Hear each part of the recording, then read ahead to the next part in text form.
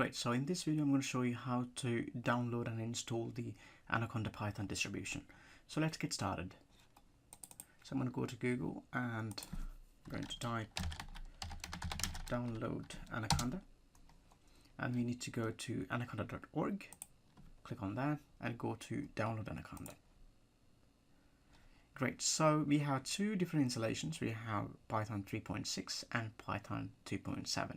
So I am going to use Python 3.6. So click on download. Okay, so it's going to take some time, but it'll be soon. Meanwhile, let me go to my download folder. Okay.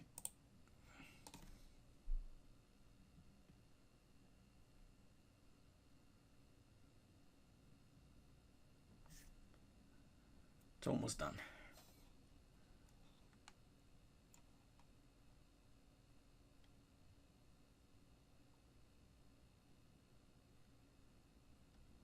All right, great.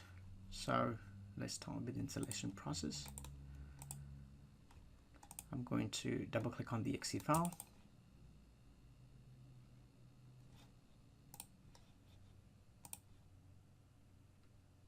And going to say next.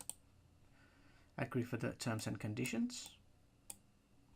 And this is just for myself, so if you have multiple users, but it's better off you installing for yourself. It's the recommended, obviously. So click on next. And this is the path it's going to install, and I'm going to click on next. And here it's very important. It asks you whether if you want to register the Anaconda Python 3.6 on your environment variables.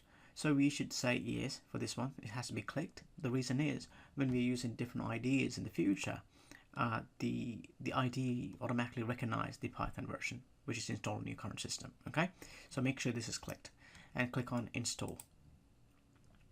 So this process will take about 10 to 15 minutes. So I'm going to pause the video and I'll be back soon as it's get done. So stay with me.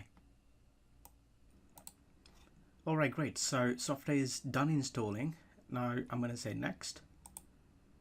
And it's going to ask me if I want to install the Microsoft VS Code. Absolutely, I don't want that. So I'm going to say skip. And these two options, but if I want to learn more about it, I don't need that. So I'm going to say finish.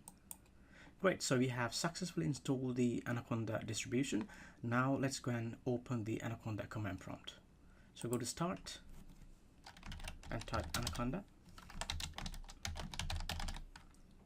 Okay, Anaconda command prompt.